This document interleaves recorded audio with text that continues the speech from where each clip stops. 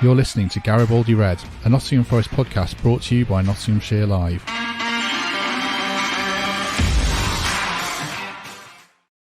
Hello, welcome to Garibaldi Red. The season is over, but the transfer talk is just beginning. Nottingham Forest has already been linked with Tyler Adams and Conor, Coady, among others. While the deal for Dean Henderson is close, we'll discuss that and the retained list and give out a few awards in the company of, first of all, Greg Mitchell. Greg, good evening. How are you? Good, yeah. I was, I wish I was on the beach. Not even had time for that yet, have we? Can't believe we're back again. Yeah, we are the Burnley of podcasts, as you noted on Twitter. That's a bit mental. They're back in already. That's mad, but yeah, fair play to them and company. Second guest is Michael Temple. Temps, you okay? You're a bit disappointed you're not having 3 weeks in Ibiza, Matt, with all the footballers. I thought the Scribes got this mad enforced break as well before it all starts again. So yeah, good to see you still in the broom cupboard. Mykonos, isn't it? I think. Spare room, not broom cupboard, yeah.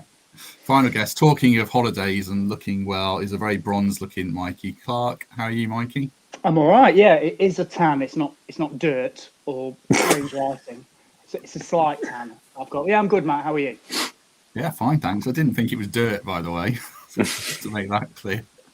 Right, we'll start with transfers, then we'll get into awards and highs and lows of the season to round us off.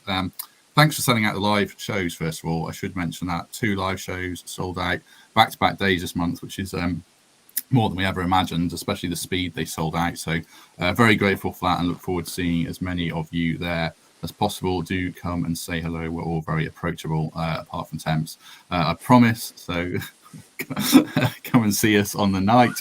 Right, we'll start with Dean Henderson because it's the closest to being done and an easy starter for 10.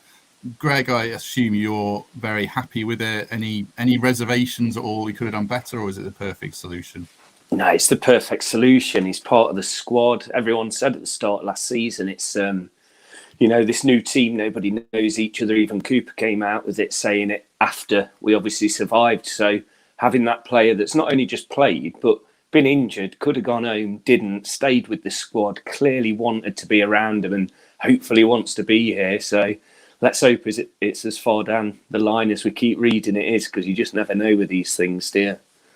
No, I mean, he certainly wants to come, as we knew for a while. There's obviously a slight delay, I guess, with David De Gea still hasn't signed a contract at United, but you get the feeling that I think it's right for Henderson to move on. And, he said his words a year ago, which probably ended his future at Old Trafford realistically. So what about the fee, Temps? I think 20 to 30 million has been mooted, which would put it kind of around the fees that Everton paid for Pickford and Arsenal paid for Ramsdale, respectively. Is it a fair deal? Yeah, somewhere between the two. I think Forest would find great value at 20 million quid. Manchester United probably rightly value him at 30. You look at the fees that have been commanded for Ramsdale and Pickford and the like, and Henderson's certainly in that bracket for me. So my read on it is done deal, in the sense that player has said to his agent, get it done, this is my destination. There's always going to be some wrangling between clubs when cash is involved, and he'll obviously do the best he can on personal terms. But as Greg said, great fit, banker, good character, and the fact that he's been so involved in the squad in a prolonged period of injury demonstrates his commitment to us already. So yeah, fully expect to have Dean Henderson starting game 1 next year. Unless you've got anything to add, Mikey, I think it probably covers it all. I'll probably throw a different name at you, but do come in on Henderson if there is anything you want to add. The second... Yeah, only one thing, Matt, just quickly. When Everton bought Pickford, I think it was, 5-6 years ago? If you look at the service that he's given Everton, that 28 million quid or whatever it was seems like a bargain. And I'm pretty sure Ramsdale will probably stay at Arsenal for a similar length of time. So if we do secure Henderson, what is he, 26? You've got to think that he'll be at Forest for the next 5 or 6 years. So if you break that down per year, I think it's a brilliant deal for Forest, and it's one that we should be looking to get done ASAP.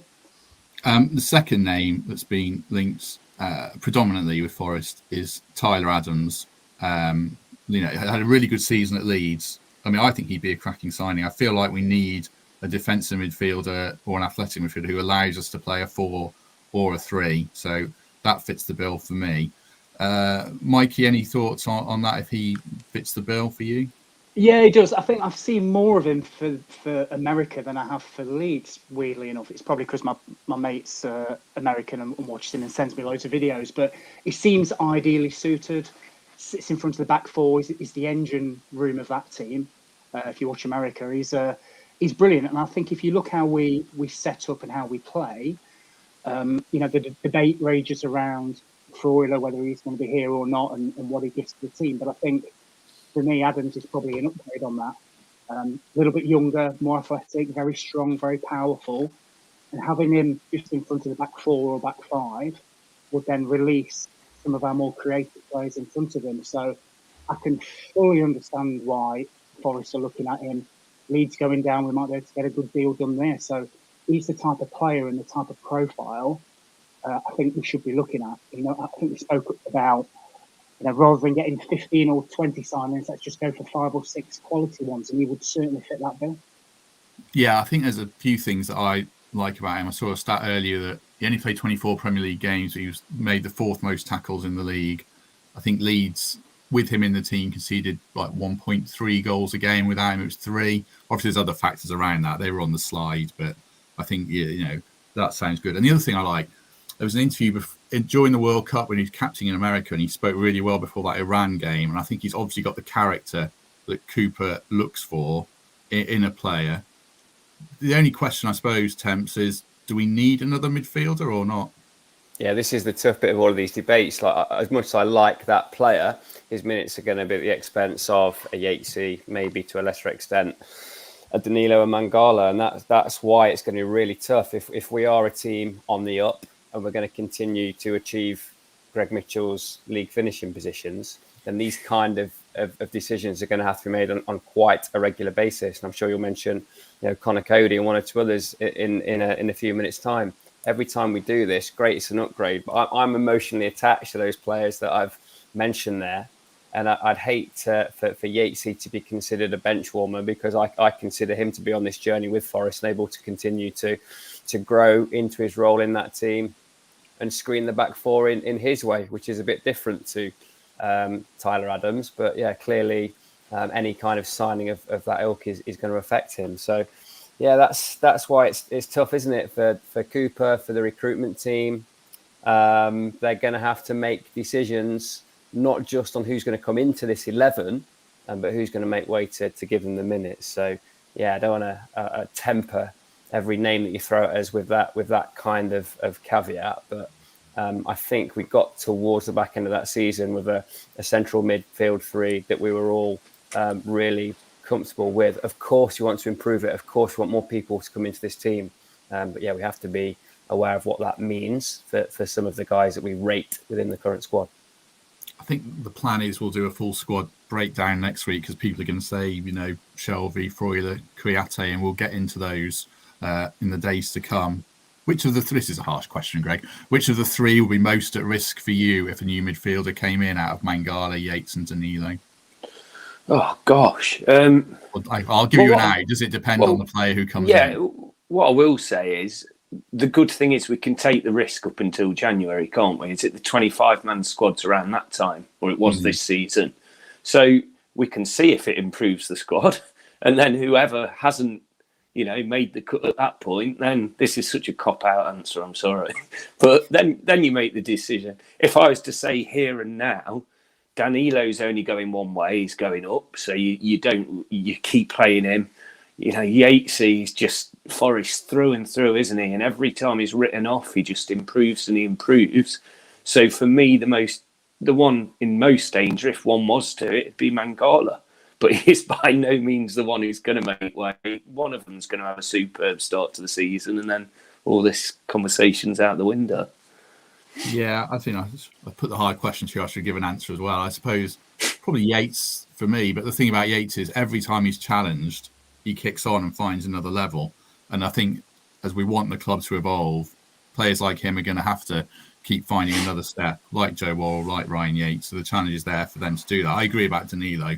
I think his ceiling is like top 4 level, isn't it? And with all due respect to Ryan Yates, it probably isn't. But we've seen how much he can develop over time. But then many of us said that he wasn't going to be Premier League, Ryan Yates, as well. So, he's proven that already. I can't see why he can't keep proving us wrong.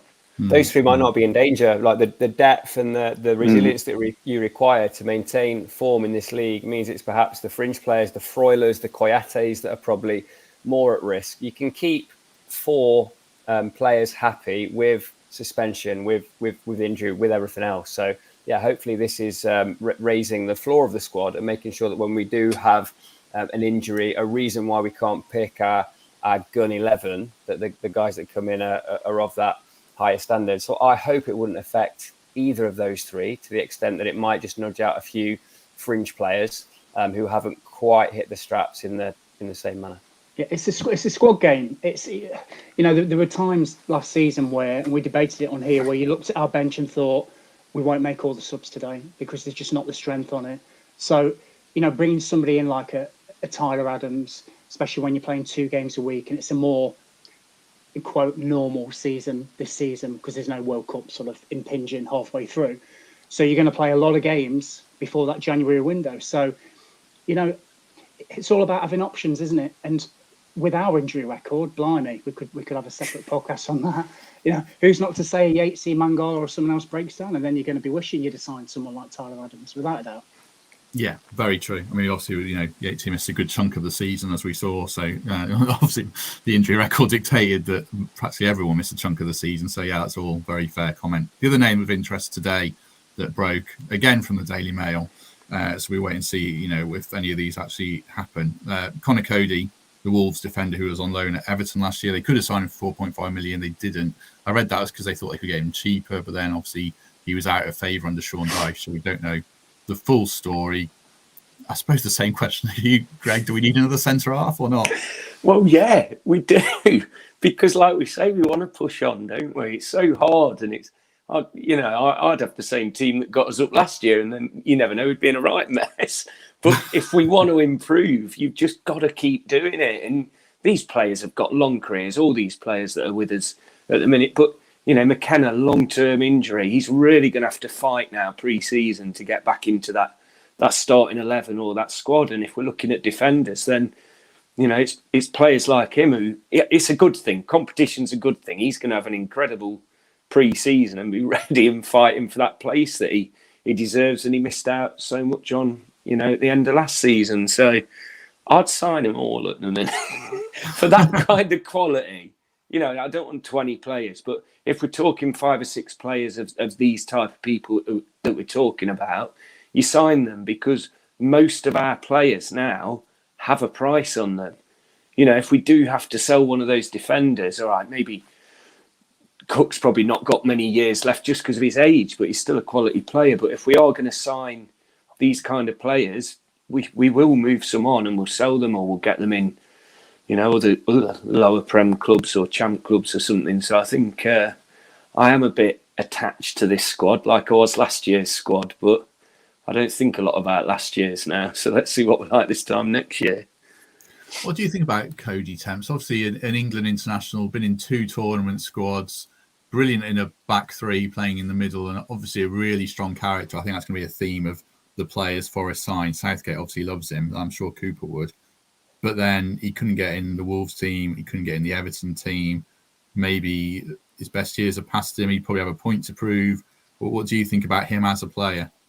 Really like him, 30-year-old with 10 caps. I was actually surprised that he left Wolves. I don't think he did too much wrong there. Sometimes a manager doesn't fancy you. I'd flip it again and say, do we need to prioritise recruitment at centre-half, where Niakate, Felipe, Bolly, Worrell have hit their straps now? We're certainly particularly strong in the final few weeks of the season. Again, does that ease out a McKenna?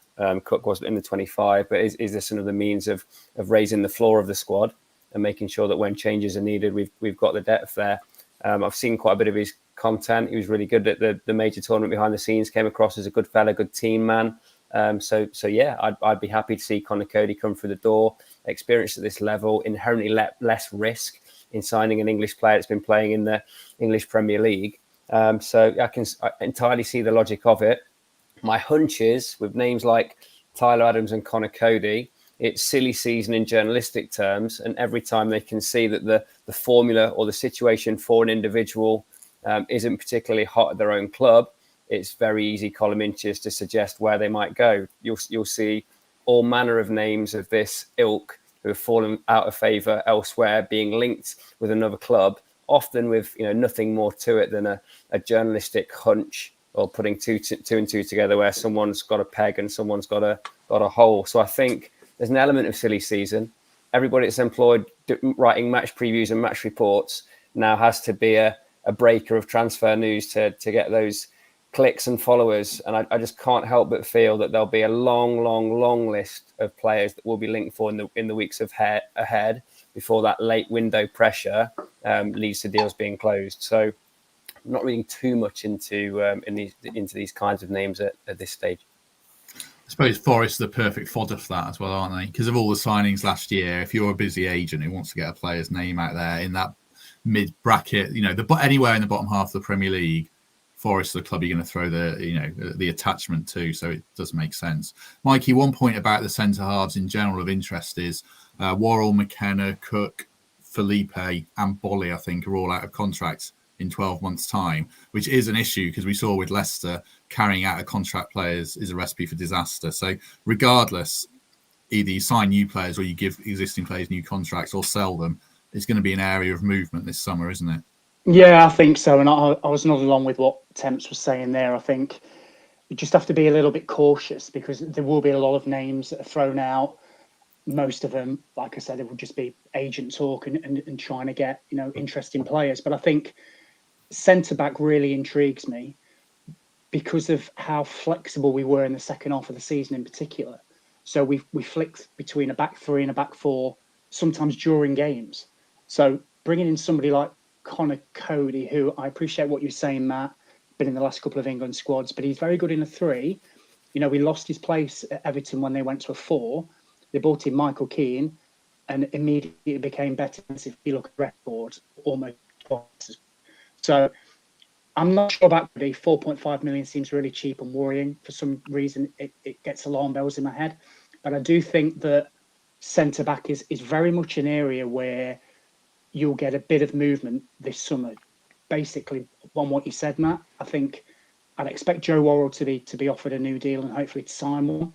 I'm not so sure about the rest. So Scott McKenna, obviously, had his injuries. Felipe can play at any level, as far as I'm concerned. He's been absolutely phenomenal when he came in and was almost the difference maker for us, certainly in the back half of the pitch. Willy Bolly, of course, there's been a few rumours about him. So I do expect a few people to come in at centre-back, but maybe during the back half of next season, maybe not at the start, because like Temps was saying, we seem to have hit on a bit of a system and a shape there with the three or the four, and you get Niakate, Felipe and Worrell that can all be flexible throughout that. So, like I said, number one for me, get Joe Worrell tied down, look at other areas, and then maybe as the season goes on, think about what we're going to do, like sort of going forward in that position. But Conor Coady, not one for me, I'll be honest with you. I don't think you guys agree with me, but it's not one I'd be looking at. I think one of the name I wanted to talk about quickly that's being linked, I like Temp says it is silly season, but the name that really interested me was Callum Hudson-Odoi, who Steve Cooper knows from Chelsea, from England. Obviously, a Chelsea player who's been out on loan, had a bit of a rough time of it, but when he did play for Chelsea, when they had that embargo, he looked good. Is that an interesting one, Greg? 22 years old, probably come at a decent price amongst the Chelsea clear out that's coming.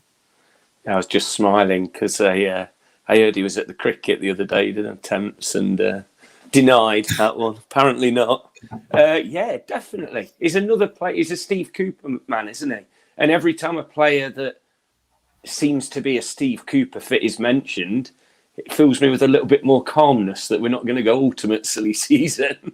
And, we're giving Cooper what he wants. We're giving him these kind of guys. Going back to what you were saying about Adams with his interview after that America game. We've always said, it seems, with this, the chairman said it a couple of times, and Cooper obviously thinks that it's as much how they are off the field as they are on. So it's another one. I think I'm going to be saying yes to every name you mentioned tonight, unfortunately.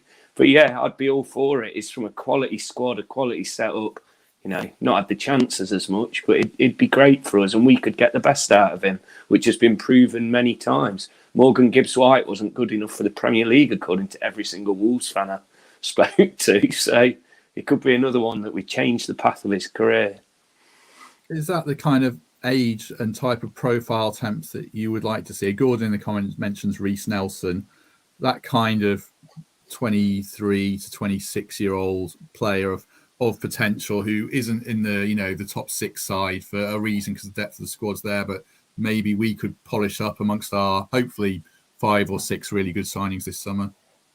There's a photo on the wires of Steve Cooper hugging every single Englishman that's come through that 17-19 group, right? So there's instant credibility lent to these stories when you see Cooper in an embrace with Hudson-Odoi. That same photo exists with Gibbs White. That same photo exists with Phil Foden, Rhian Brewster, whoever. So yes, I think there is a bit of a stretch made when a player in any of Steve Cooper's age group squads becomes available. What I would say is that those having a clear out from a top 6 squad, and whenever we think about Chelsea's performance last year, the cash, the finance, the setup that established that squad, that's where they expect to be. That's the kind of business they expect to be doing. They will make a lot of mistakes and have a clear out. And if that rumoured fee of 10 to 15 million quoted is true, I'd jump all over Callum Hudson-Odoi. I think he's great value at that point. I don't think he's had his best years yet.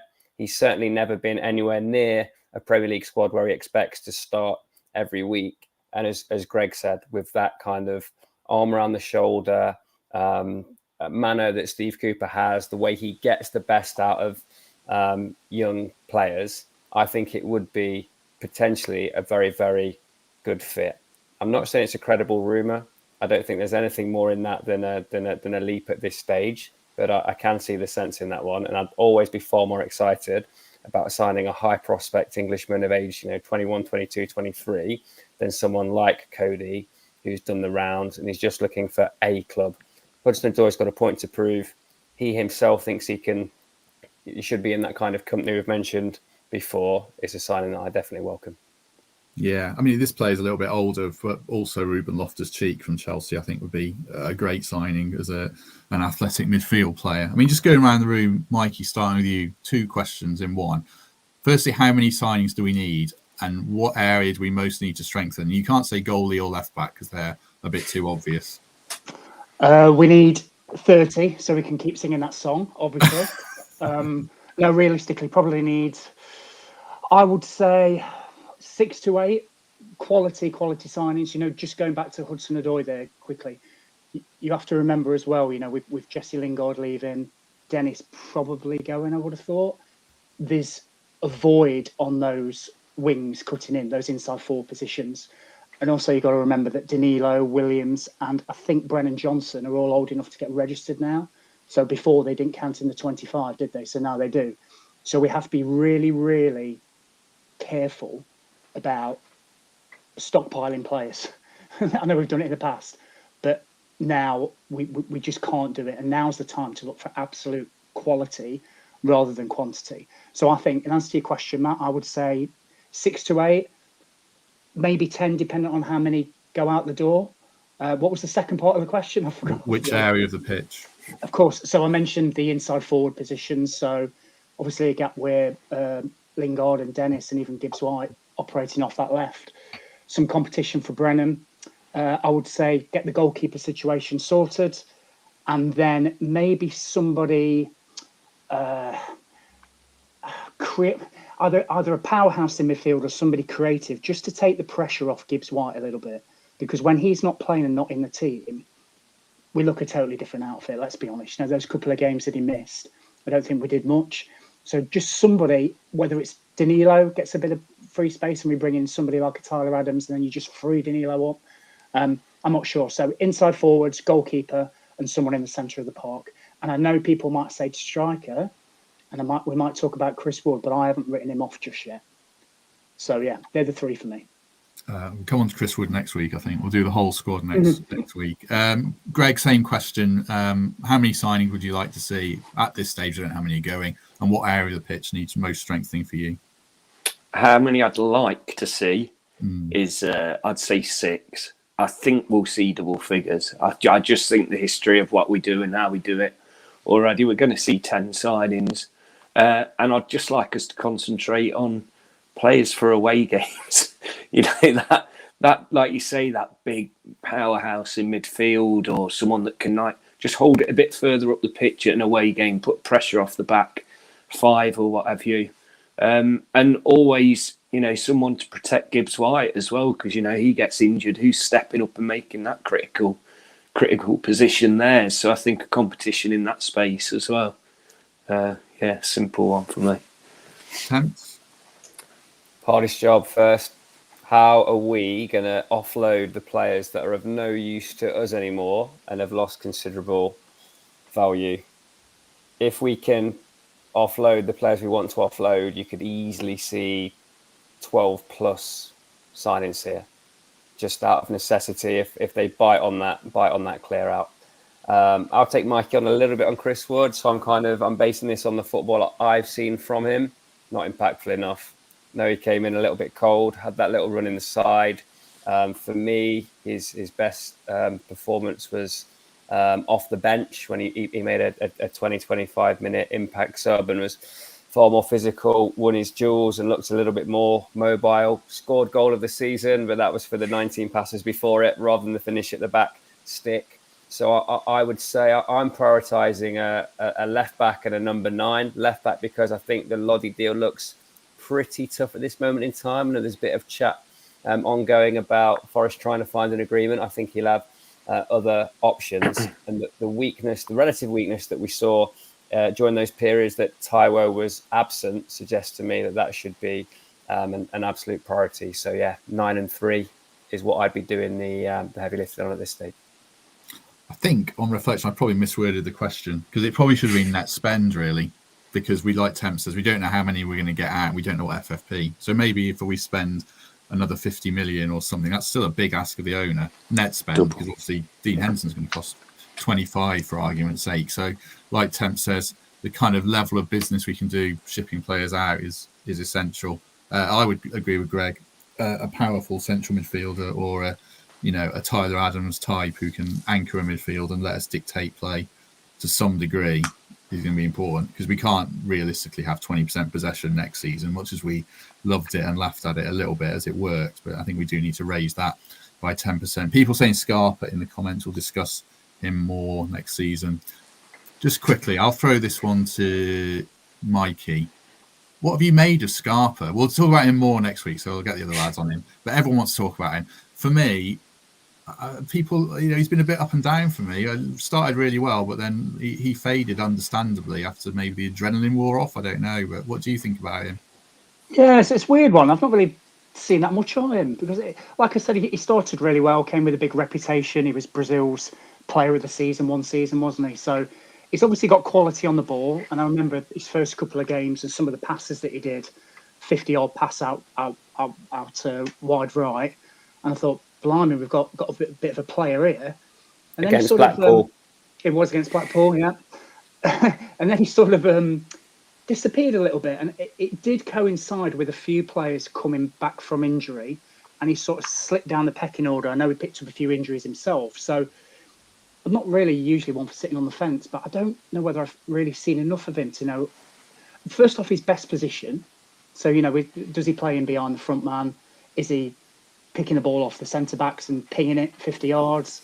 Is he one to, just sort of try and dictate a central midfield against some of the weaker opposition at home?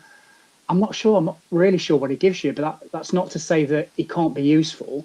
I personally would just like to see a little bit more of him in the setup that we choose to have next season. So whether it's a back 4, back 5, where can he impact the game? Maybe it is as a substitute. Maybe it's somebody to come on and try and do something a bit different. But I think he'll be part of the squad.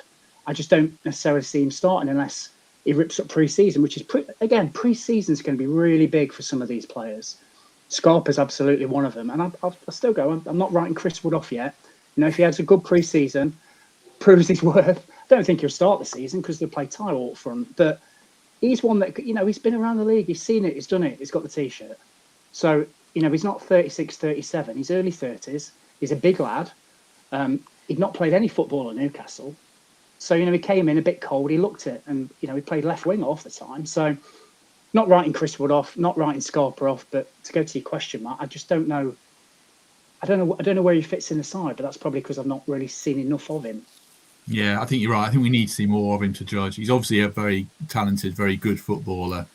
It's just where would you fit him in that a 1 year Johnson, Gibbs White shake up. He's realistically got to take one of their places. So yeah, he looked really good at Southampton, I thought, when he came on. But then was it Fulham away and maybe Leeds? I'm just on my head. I think he struggled in those games. I think he needs pre-season just for us to see more of him. So for those who are saying he's the answer, I don't know how you could say that definitively. And for those who are saying he's not the answer, we probably can't say that either. We just have to give the lad a chance. Right. Quick other one before we go on to awards. Brennan Johnson linked with Everton and West Ham for 40 million quid. Everyone's shaking their head and laughing at it. I mean, Everton makes no sense to me. West Ham, we're going to have money because Declan Rice is going to go. But I can't see it. Let me put a devil's advocate case to you, Greg. You sell him for 60 million quid and you've got a lot of money to rebuild a squad. You're still definitely saying no to that? 1,000% no. His ceiling is God knows how. He's one of the quickest players. He's found his feet so well. West Ham might be in Europe if they win tomorrow night, but they're not a team for him. I could understand it if like an established top six side was thinking, and you think, you know what, he might not get this chance again, but not West Ham. West Ham could be in a relegation battle next year with Europe again. So no, I'd hope he'd be advised to stay well away from that one. And like Temp said, it's just lazy talk, isn't it? Who can we talk about an exciting young British player? It's just, it ticks the boxes for a nice little rumour that we all get wound up about, and I am doing. So yeah, that's it. Yeah, I mean, Temps, I don't understand why he would. I understand why he would go in a year or two if it's to a top six club for 80 million quid and he scored, let's hope, 12 goals in the Premier League for us next season. But at this stage of his development, it makes no sense, does it, to move? Well, I'll say there's no chance Brennan Johnson leaves in this next transfer window. He's made the step from League One to Championship to Premier League in successive years. I think it was 13 goal involvements, if I'm not mistaken, between his goals and assists. But yeah, like Greg said, he's a weapon. He's quick, and that's the one thing nobody can defend against. Yes, we'd like to see him in games more. We'd like to find means of getting the ball to him more. But you watch Forest's highlights, the big results we've had. I'm going to mention them a couple of times when we come to the awards for good reason. He's come through the system. We've had to get to the Premier League to retain a player like this. There's not a hope that we would sanction him leaving in this window. So yeah, for me, nothing more than a bit of paper talk, and Brennan Johnson will be at Forest for this season and beyond. Yeah, Anthony Gordon just is the case in point for me thinking about it. He went to Newcastle for 50 million quid. Couldn't really get in their team. Looks to have gone backwards. I just don't think you go until you're a more fully developed player like Grealish going to Man City or something like that when it made sense and you were ready for that step up. So yeah, I can't see why he would go and why Forest would sell at this point. Right, let's move on to some awards because the clock's ticking, and we'll do a full squad breakdown next week, like I said, and probably just have another round of rumours and names to throw at you the way it's going to go. Start with the obvious one, player of the season. I assume everyone's probably going to say the same name, but Mikey, start us off. I'm going to say Gibbs White, obviously, but can I just shout out, and I said it earlier on, Felipe signing in January, I think was magnificent. I think it took a lot of people by surprise. Obviously, these players that come in, I'd heard of him, but I'd never seen him play. But it was obvious within 10 minutes the quality that guy has. So whilst Gibbs White got the headlines, scored the goals, made the goals, where everyone knows what Gibbs White brings to the team. I just think defensively, once Felipe came to the club in the second half of the season, we were a million times better. And I'm sure the stats will back that up. So Gibbs White for me, second, very close, Felipe. Greg, anyone different for you? Are we allowed like a list then? I like that. I have tried to spread it out a bit because so many of them deserve a little bit, but I'll give it Jono, because Jono has been involved in so many critical goals. I know Gibbs White has always been the one behind him, but them two together have changed the path of our season. And just trying to find, goal of the season and all that, and just seeing how many great goals Johnson scored for his age, everything about him, his love for the club, everything I love as a fan in the terraces, as you'd say. I just love Brennan Johnson, and he is absolutely proven he is a top Premier League player this season. So he's got it for me. Temps for you? It's Gibbs White for me, but he came up the rails. I think it took him a little while to become the focal point of the team, to justify the price tag, the vision that Cooper had in him, and also to be fair, to put him in a position in the team and to give him the brief that played to his strengths, which wasn't drifting left. It was in that hole, in the 10 spot, getting on the ball early in these the counters, and being that creative fulcrum. It got better and better and better in the game which turned our season, the Brighton game, right, the 3-1. I think he was truly exceptional in that fixture, and I can now see why Cooper pursued him so hard. Didn't have it all his own way, had to settle in.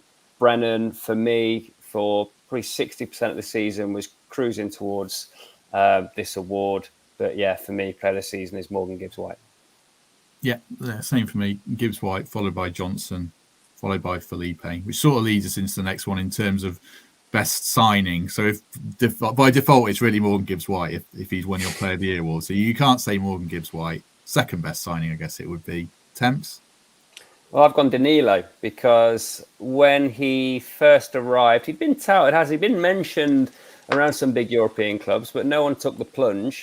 We made a tactical decision to grab him in January, a significant expense, probably anticipating that there would be more of the established clubs with structures in place would look to do their big signings in the summer window, where there would have been more competition, and we probably wouldn't have had a clean run at grabbing him. He, again, struggled to find his feet. By all accounts, isn't the best with the language, struggled to get a foothold on the instructions. And there was a couple of times where he was dragged, where he seemed to tire and give the ball away, lose his positional focus. But then at the back end of the season, we saw the true player emerge. We saw his confidence in front of goal. We saw his reading of play. We saw his athleticism, his running power. And yeah, he just grew as the season evolved and became a player that I think we're all excited to see continue to develop, which I think he will. Far more to come from this player. Best signing for me, Danilo. Honourable mention to Felipe, who, despite a pretty horrendous losing run after coming into the side, is a true class act, and I really hope plays a significant role next year. Danilo just pips him for me. Greg, anyone different for you? Well, I mean, I'll give Jono Player of the Year, so I'll have Gibbs White every day of the week. Very good. 45 million, 55 million, add-ons up to whatever. It's been worth every single penny, because we're a Premier League's team again. And it's literally that player. If we hadn't signed that player in the summer, I don't think we're in the Premier League now. He was that critical for us. Some of the balls, some of the, everything. Then he does things like he did against Arsenal, getting that crowd going, doing the Stuart Pearce thing that we all love. And he's just been everything I hoped for and a little bit more, because if he stays fit, he's even better next season. And he's getting in the England squad towards the end of next season if he continues the way he's going. Mikey, would you say anyone different to those two?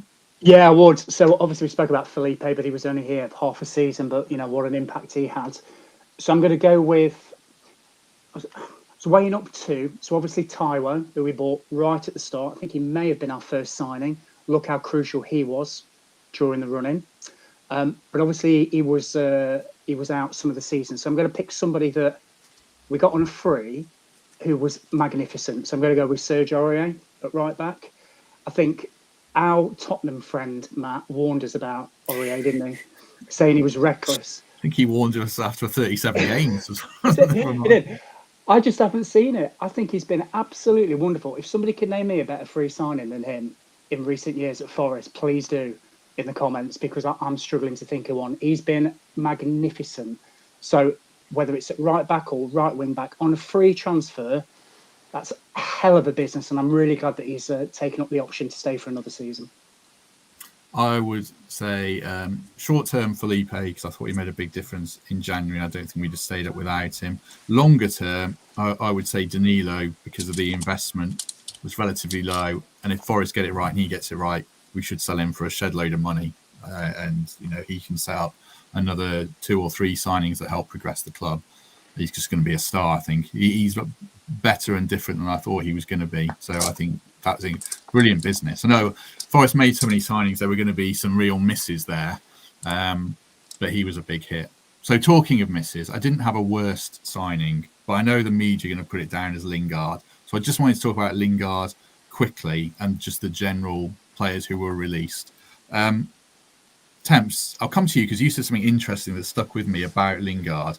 When he was signed, you said, if it works, it was the right signing. And if it doesn't work, it was still a sensible signing because of the financial outlay wasn't that big. Do you stick by that, or was he a dud? Well, as it played out, he was a dud because he didn't impact the season enough. But then it's torturing to watch because you see performances like Tottenham in the Cup, and they weren't ever so weak that day. Harry Kane was playing, they had a decent side out, and Lingard was deservedly man of the match. He scored, his touch was there for all to see. And it's a story for me of a loss of motivation at the back end of a career. I genuinely believe he had this self-belief at the start of our season he was going to force his way into Gareth Southgate's plans. And the snippets that I've heard suggest that when it became apparent that he was no longer in that thought process, he was no longer considered worthy of international selection. His application, his standards just fell 10% short of where they need to be. And you compare that to players like Gibbs White and Brennan, who've kept themselves fit and available throughout the toils of a Premier League season. And you can see why he will be mooted by all of the commentators in the papers as a flop at Forest. And I think that's the last contract he's ever going to have in the Premier League. I was excited as anybody when we signed him because of what he was when he was at his best at Man United, some of the goals and moments he's had for England, but most pointedly, what West Ham got out of him when they showed him love and made him a starter week after week after week. He never justified that with us. He never had a run of games, but I can't criticise the Forest staff in any way because they had other players in and around that position who were far hungrier and contributed far more. So just one of those didn't work out for anybody. I don't think Jesse Lingard's any more satisfied than Forest were. One plus point, I'll say, by all accounts, a good squad man, decent around the training ground, was helpful to younger players, spent a lot of time with them, but his stats would suggest that he's nothing more than a bit part player in our first season back in the Prem. Yeah, I'm quite sympathetic to him. Like you mentioned that Spurs game, they had a good team that night. You said Kane, Benson Curl played, I saw, and they played a good side, and he played really well. Then he got injured at the wrong time, and it became clear that there was a better combination of attacking players than Lingard. But I don't hold any grudges to him. He bought in and did his bit as off the field as much as he could. It was obvious by the end Cooper just didn't trust him as an option to me. When you bring RU on and Surridge on ahead of him and just about anyone else, did he get like 5 minutes of football in the last 10 games? I think that the writing was on the wall. It'd be interesting where he goes next. Actually, I think it's going to be the MLS or Saudi or something like that. Like Tam says, or Turkey, the graveyard of Premier League footballers. It's not going to be this country, certainly. I'll throw a couple of other names from the retained list at Mikey and Greg individually. We talked about Colback before. Cafu, Greg, do you feel sorry for him as well? His Premier League dream was ruined, wasn't it? Yeah, I don't feel sorry for him as such, but he's a player that's going to live long in the memory because of his championship season. Like I said earlier, a lot of them I'd have loved to have seen this season, but it's probably a good job they won't because he may well have gone down. He'll not retire, will he? He's still got a few years in him and he'll get some good chances elsewhere. So good luck to him. It's a shame he hasn't had his Premier League dream yet, but you never know. One of these clubs that's just come up with not a lot of money might pick a player like him up. Stranger things have happened. True. Sheffield United on a free or something like that. Jordan Smith, obviously a very good servant. We'll always have that Ipswich save and wish him well. And I think he needs to go to League One or something and be a number one now, really, for him. And Andre Ayew did what Cooper wanted, I think, really. I know fans panned him, but I think he was that voice in the dressing room that Lewis McGugan spoke about. He didn't do what we wanted on the pitch, but he's not one we're going to remember for a long time. So move on. Mikey, who was the other player who was released from that list? I knew you were going to do this to me. Go on. What would you say about Lyle Taylor's time at Forest as your favourite player? Is it the it's not the watershed yet, is it? No, I think going back to some of the games where he did impact. So, Bristol City away, was it, when he came on and scored the 2 goals? Now I'm struggling. So I think it's probably best that we sort of part ways with Lyle, and, wishing the best of luck. I'm sure he'll go. Be interested to see where he goes, actually, because you look at a team maybe like Luton that might fancy him. But I think realistically, he's probably going to end up in the Championship. But yeah, I mean, I'm trying to choose my words carefully. I was never Lyle Taylor's biggest fan, to be honest with you, from the moment he signed, because of the way he signed. Going on strike at Charlton. I can say it now because he's left. Going on strike at Charlton. Temps talks a lot about getting the right characters in, don't you, mate? I'm not so sure. So it's not a big loss for me. But if you compare him to somebody like Cafu, that obviously was very influential, and he will be remembered very, very fondly. So there's the distinction between the two, Matt. So hopefully I've answered that in a really nice way and not swore or anything like that. But yeah, good luck to Lyle. That's probably what I can say. It'll be interesting what his legacy is. Obviously, Bristol City is what we'll remember him for. But I don't think he did much else for us. I'm trying to think. I mean, he takes a good penalty, but I don't think he scored too many goals from open play. So, yeah, it's interesting what his legacy is. Lindsay says that's tame for you, Mikey, on Lyle Taylor, because we know what you might have said. It is, because I'll ring her later and give her the proper answer. Right. A best goal of the season was the next one I'd written down. I mean, I'll go first because I know you're going to say Man City.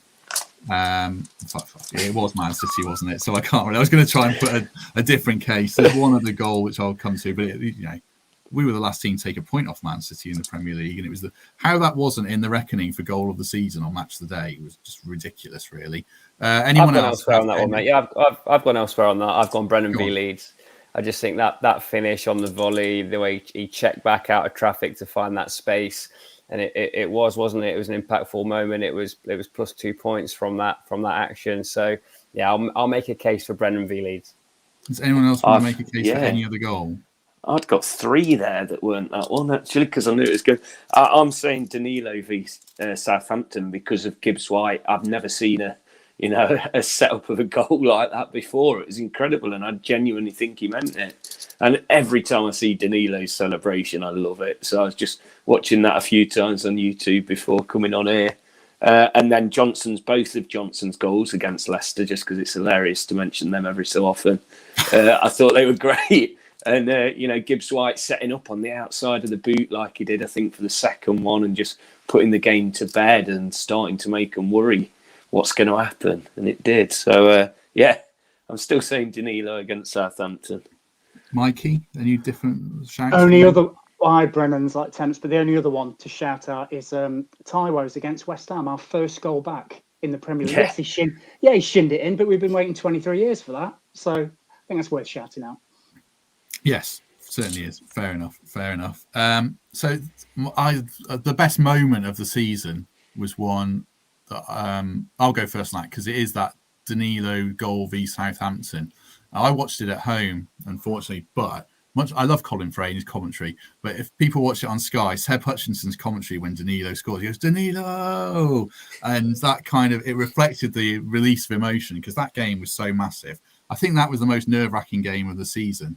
Even at home, just couldn't cope watching it. And I thought that was just the perfect commentary for that goal. And it was such a class goal. So that was my personal moment of the season without being in the ground. Obviously, being in the ground is better, but most of my games are watched at home because of the work situation. So that was my moment of the season. Aside from obviously staying up, I think that's the easiest answer. Greg? It's an away game. It's just the Palace experience. Just everything about it. If I'm going to think about this season in 20 years' time, it's going to be Palace away for me. Just the build up to it, the thoughts that it was going to be quite a sad day potentially, and just what happened the week before, and being able to just enjoy a game for the first time since Cooper's been at the club without any nerves, seeing the fans appreciate the players and the players like that. It was just like a closing of the book for the last couple of years, and really being able to celebrate it. So it's going to be my memory of the season, I'll say. Palace away. Dipping into the comments, Boinsey, that game was on Sky, so I was watching that perfectly legally, like all the other games I watched. Someone says you've got a spider crawling up the wall behind you, the size of a tarantula. You might need to turn around just to inspect. Yeah, I'm getting spider comments, and someone's caning me for the beer prices at Someone's Trent caning Bridge. you for the beer prices. Let me give you my best moments of the season instead. There's a little distraction from that. So yeah, I read on the Taiwo goal at Palace was just reward for the level, quality of support. Away support, fantastic throughout. I only managed 4 trips. Greg does far more than me. But yeah, Palace is an experience I'll never forget. And a nice little personal one.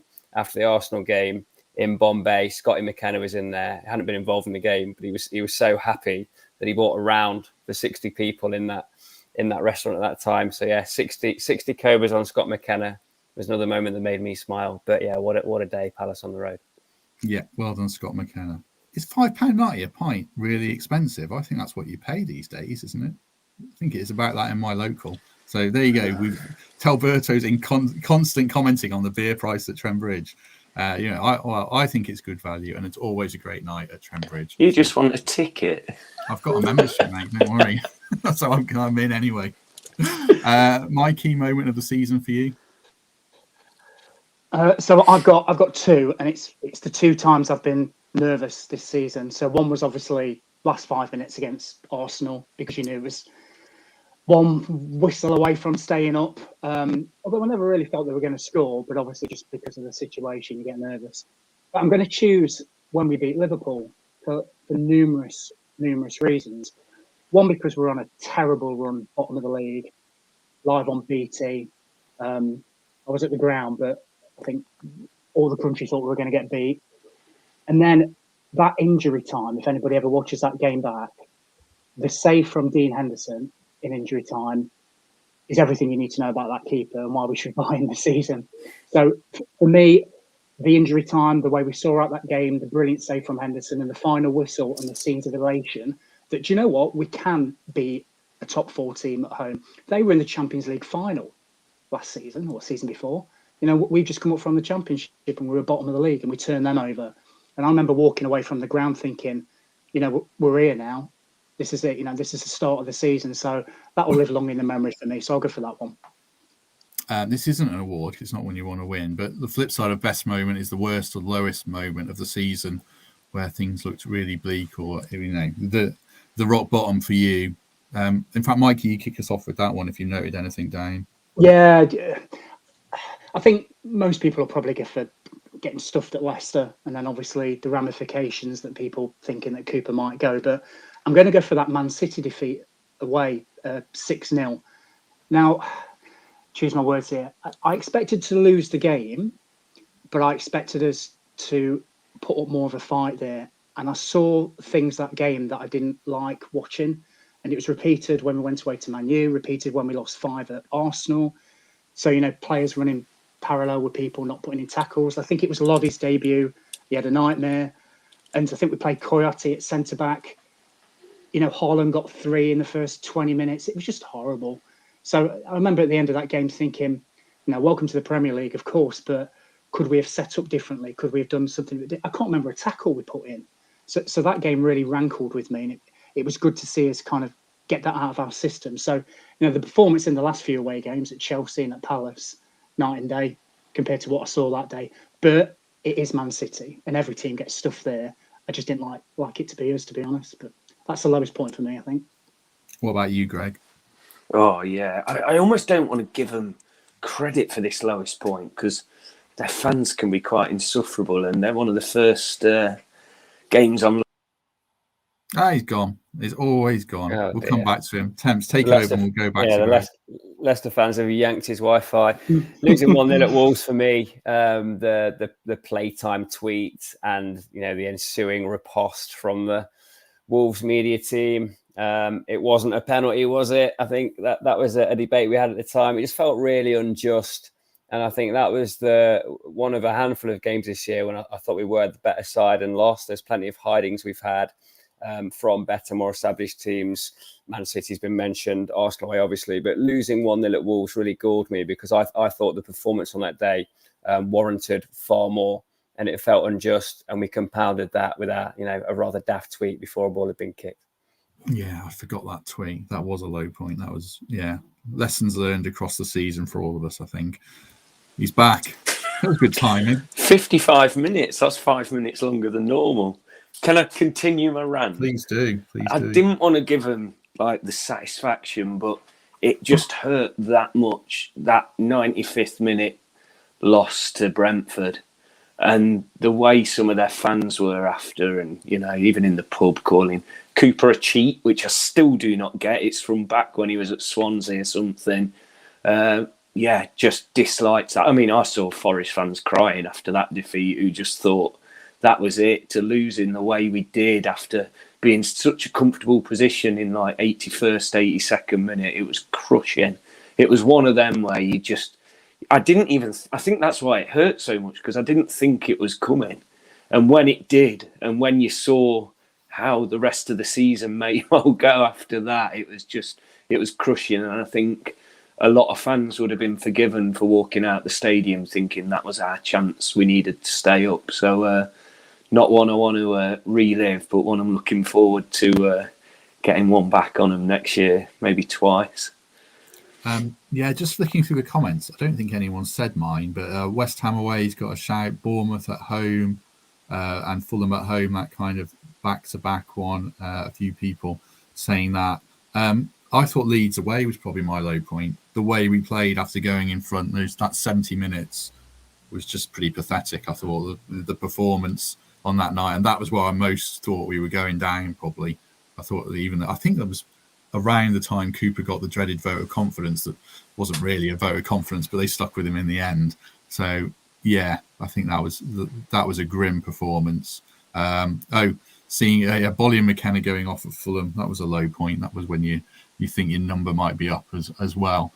So yeah, there was certainly plenty of lows in amongst the highs, but I guess that makes the highs sweeter of staying up. I'll give a shout out to the guy who did that video as well, the My Way video on Twitter, very mixed good. in with Waka Waka. Is it Henry or something? I should have noted that down, sorry. But just reward for some hard work on his part as well, because that was really good. On another low note, I don't know if you're remembering these. I've got one of these as my answers. So worst prediction that any of us made.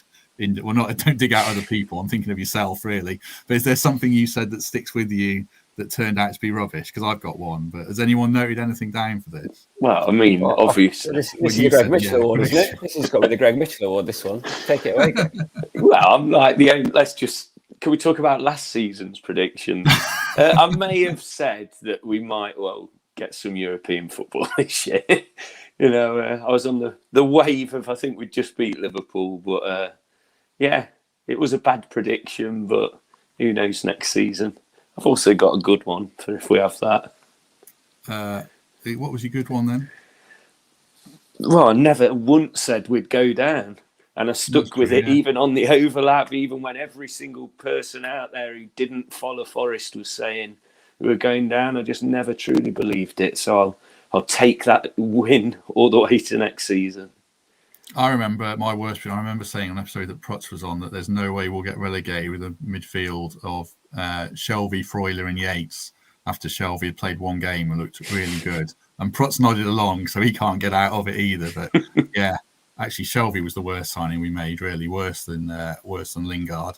Interesting to see what his future is, and we'll probably. Yeah, I think we've done well to get an hour into this without mentioning Shelvey's lack of quality or mentioning Taiwo in any of those awards for his impact. Really, so I think there's two lads at opposite ends of the spectrum, right, for effort this year. You've got one who was lackluster and eventually dropped, and had all manner of issues. Now looks to be on his way out, and Taiwo, who's been one of the reasons why we picked up those results back end of the season and become such a presence in the side. So yeah, I just wanted to make an honourable mention to those two at this stage. Well, I did forget most improved, and we'll come on to that. Mike, is there any prediction or any comment that you made that was a real dud or really successful to beat yourself up for? Yeah, well, just a couple. I said as long as we're not in the bottom three with 10 games to go, we'll be all right. So I was way off. We were literally, struggling until second to last game of the season. I thought we'd be all right by March, but we weren't. I did say we beat Arsenal 1-0 though, but I was told today, broken clock is right twice a day, isn't it? So you just keep doing those predictions, you're bound to get one right. But no, not the greatest season for me in terms of predictions, I don't think. Dan says the lowest point of the season was Bolly not getting the appreciation he deserves on this podcast. I mean, we've said repeatedly that Forest's best defensive run was Bolly and Worrell together. So I'm pro Bolly. Yeah, I think I thought Bolly would be a bad signing, but I'm happy to eat my words. I think he's been an excellent addition. His problem is he can't stay fit, which is what my Wolves friend said was his issue, and that's why he's not really probably going to be a regular next season unless he can get in ahead of one of the three that have done so well. Most improved player then. I assume Temps is going to say Taiwo based on what he said there. Well, would you say it's something different? Well, I've got three written down, different reasons. Look, Brennan has gone from being a League One game breaker to a Championship game breaker to a Premier League game breaker in 3 seasons. He's put on 8-9 kilos of muscle since the start of the year. There's been a bit of a physical transformation taking place there. If you look at his body shape on those pre-season photos and watch some at the back end, his conditioning has really come on, and that was one of the things that propelled Genus from a decent player to a standout player and an England international. And I think that Brennan will continue to improve as a result of that. Danilo, for different reasons, came in, looked shaky, question mark was then, and at their end of the season as a worldie. And Loddy started the season, a little bit shaky. Can he hack it in the change of system, which we were flicking between from week to week, and then ended the season as a player that we're all keen to keep and hope we can find a way to. So they're the three on my shortlist. But yeah, the fourth and probably most popular vote would be Taiwo from where he was to where he is. Still looks ungainly at times, but in a results business, he affects games, does the hardest job on the pitch, bags goals when he needs to, and some of his finishing and the instinctiveness of it at the back end suggests there's far more improvement to come from him as well. What would you say, Greg, about that? Any other names for you? Yeah, I'm glad I haven't figured out how to find the comments on this, because I'm sure I'd get some stick. But for me, it's the captain. It's the way Joe Worrell not only got dropped for long periods of times, and sometimes probably deservedly, just where we were at the time and how we were playing, but the way each time he came back, he performed, and especially at the end of the season, some of the most critical tackles he's ever made as a Forest player, even playing right wing back for a game. It's so adaptable, keeping that squad of, I was going to say misfits, it's not misfits at all, squad of players who don't know each other. For the club captain at his age, never playing in the Premier League before, to be able to do that, and it is still an important role. People say it's just the armband and that's it. It's not, especially in a team like Forest. So the way he just delivered at the end of the season for me, and the fact that I've mentioned quite a few players already, he certainly deserves to be on my honours board anyway. So it's Joe Worrell for me. Yeah, I mean, I think him or Taiwo would be mine. Obviously, by giving him the award, I'm recognising that he didn't start well and he deserved criticism. And so much was made of the criticism and what we said on here, especially Fletch.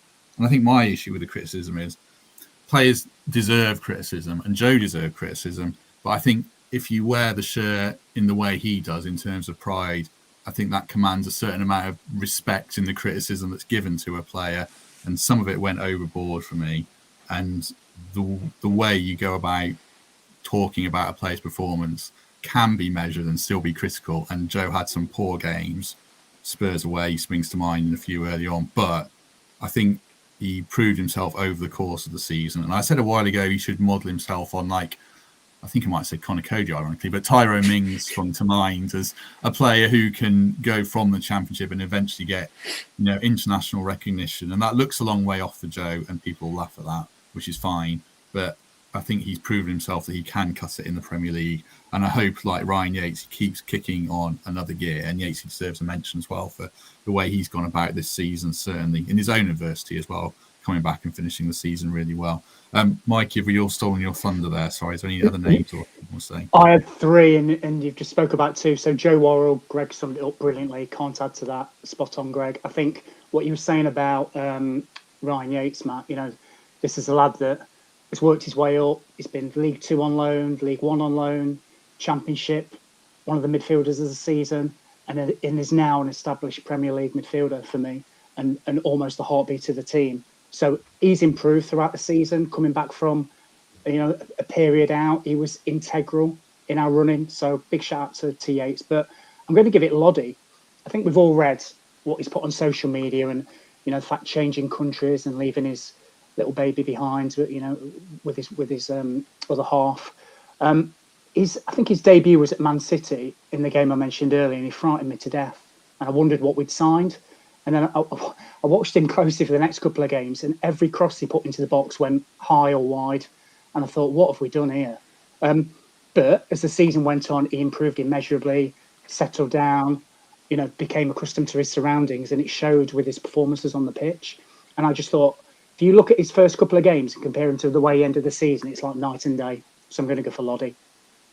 Yeah, interesting about Loddy is when Tim Vickery was on here, he basically said he was a wing back who couldn't defend, and he showed what a good defender he is. And I think we saw, you don't play for Brazil and Atletico Madrid without being a good player. I think he took him time to adapt, but he certainly did it, and he'll be very fondly remembered no matter what happens, even if he doesn't come back. So yeah, fair play to him. I think that covers all the ground I wanted to cover. Once again, thanks for all the support for the live show. Well, if people missed it at the start, selling out is brilliant. Selling out twice is even better. So thanks for that. Any other business, Greg, before we go? Yes. Oh my God. 2 bits. That's right. I haven't got any. Don't worry. That blow up Dolphin Palace, have you? I just want to talk about Martin Hibbert again, who has cycled to every single away game, and I just don't think he gets the credit that it doesn't seem to be as big on social media as he should. He's still fundraising now for Maggie's and another cancer. But he's just been superb every single game, rain, shine. So go and find him on Twitter, and obviously, if you can't donate any money, then just wish him well and thank him, because he's done unbelievable work. And also a little bit closer to home with Our Glorious Banners releasing his second book that he definitely said he wasn't going to do. The reason that Forza managed to do so many displays last season was because Simon donated half the funds to Forza, basically, and the other half was to a charity close to his heart. This year, the book is definitely not doing, which he's decided to do.